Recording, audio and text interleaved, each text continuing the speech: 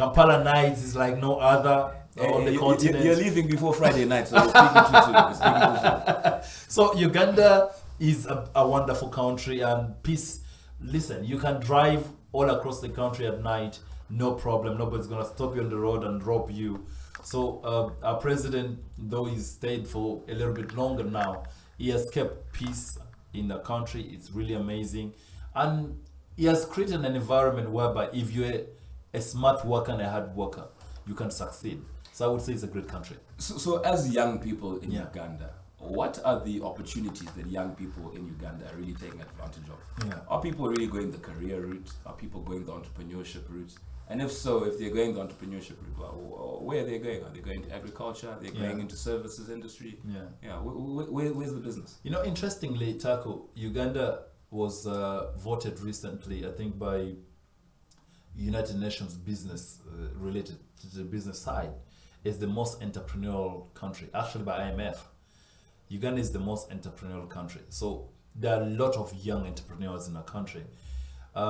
Many have gone into trading, go to China, import things, come and trade. A lot have now gone into technology, developing softwares and different applications that makes business, that isn't, business. I see a lot of people also now going into cottage industries. A lot of them are going into tourism, because we have a huge tourism potential. And recently, in the last budget that was read, in the State of the Nation addressed by the President, we have just discovered we have a huge deposit of gold. The President, I don't know if those figures are correct, we're talking about $34 trillion in gold deposit in a country. So the country is really lucrative in terms of business. The young people are not going career route. The young people are going more into business now. And those who are doing business the right way with the right governance, the businesses are taking off. But the only challenge with a lot of young people is that they do business without structure, without governance. They don't have a bank account. It's a lot of briefcase businesses. Today they do this, tomorrow they get into something else, the next day they get into anything else. So the opportunities is gigantic, is mammoth, is huge. But the question is, how good are you in terms of your identity, in terms of your personality, in terms of your grit? Because the grit factor is key in business. So Daniel, here on the Young Money Show, we're really getting into a period. We've gone over a year on air now, and we're getting into a period where we're now really interested in focusing on intra-African relations. Yeah. Right. We want to hear more stories from across Africa, from people like yourselves. Why did you choose Zimbabwe? I chose Zimbabwe because of you, Taco. let me be very direct about that. Maybe the one thing that the listeners don't know about Taco, who is the main guy on this show, is he's got this superpower about him in terms of vibes, in terms of attractive personality in conversations and receptivity. And I was telling him earlier as we're driving to come here for this show that you have a superpower that maybe even you don't know about. For me, I felt welcomed by you. A conversation we're having on the phone, on WhatsApp, and all of this, it just gave me the feeling that Zimbabweans are nice people. And then for me, during Robert's time, of course, we've been told Zimbabwe is the most educated country in the continent, and they speak very good English. I've proven that yes, Taco speak very good English, but a lot of the Zimbabweans, you're winning the English battle, a lot of the Zimbabweans are having a little bit of a heavy Shona dialect to their English, but that's okay. So for me, the business potential, I feel like Zimbabwe has been written off because of this high inflation and all these things going on.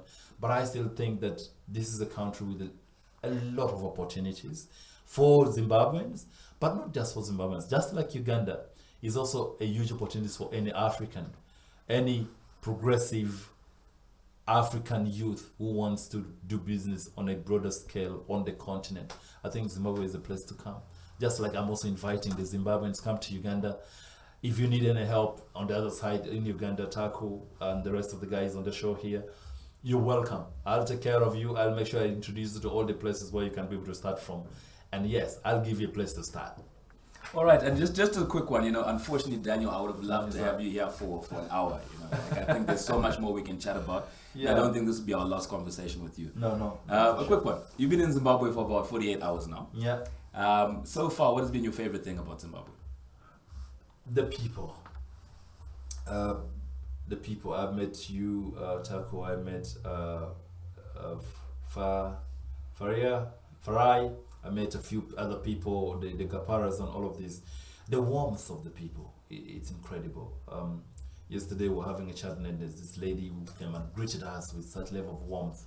And then for me, human beings feel comfortable in a place where they feel accepted.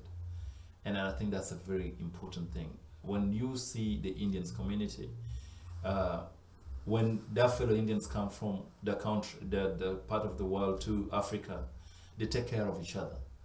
And I feel safe in Zimbabwe, and that's a good thing. And I think we should do that more across the continent.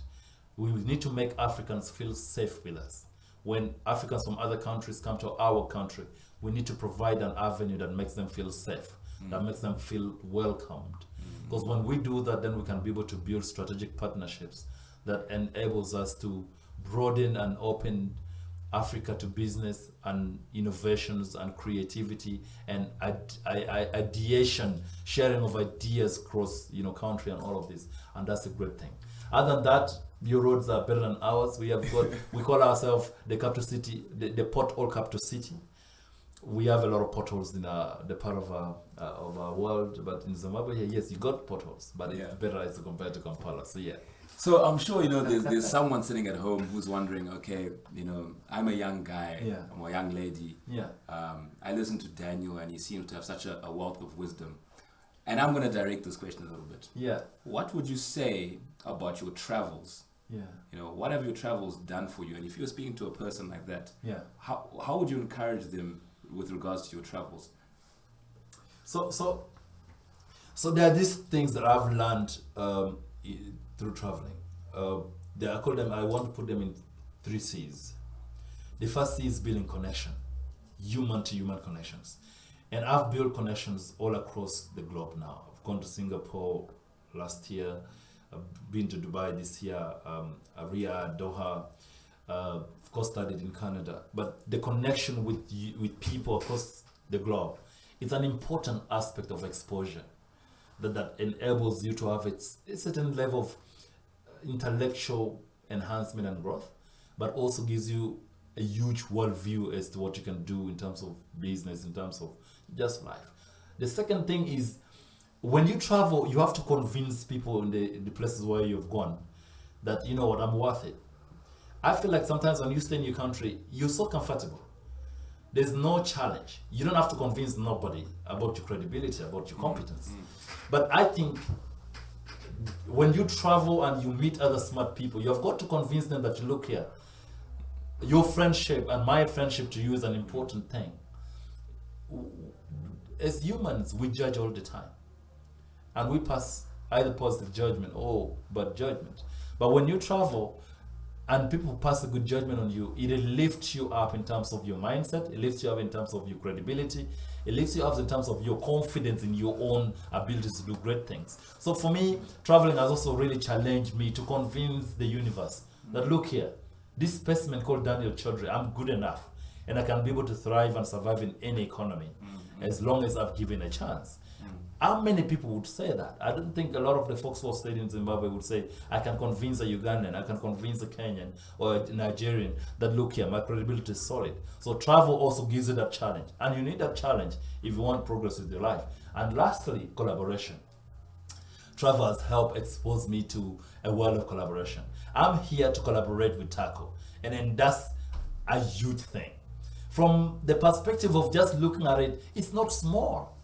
Taking flights thousands of kilometers away to come to a new country, to collaborate. For me, that's what Africans should do more of. We need to collaborate with people in the developed world to be able to bring development in our own countries. We have to be able to collaborate with people within other African countries, so we can bring development in our different countries as well. So collaboration is key, and we talked about that a lot yesterday, Taku, and we're still continuing to have the same conversation around collaboration. So these 3 C's: to connect with the universe and connect with people, to convince people that, look here, my competence is solid and I can be able to sell it across continent, across borders, and we can collaborate. For me, those 3 C's are very important. And lastly, of course, get exposed to other things. When you're exposed to something new, it expands your thought process. It expands the emotional alignment and feelings. And it also gives you the bravery to think, you know what, I can do this in my country. And that's what exposure does for you. So that's what I could say. Daniel Chaudhry, the sales warrior. I think he's already sold himself, so need I say more?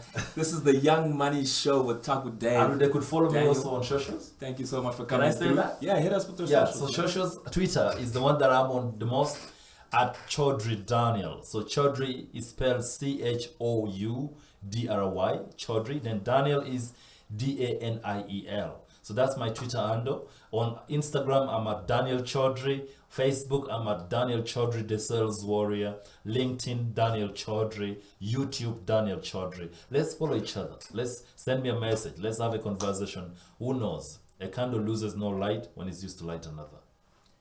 There you go. You got it. This is Taku Dave. This has been the Young Money Show. You can catch us next Wednesday at 7:15, where we're chatting to a young person who's taking the world by storm. Africa, let's connect. Where's your Kampala?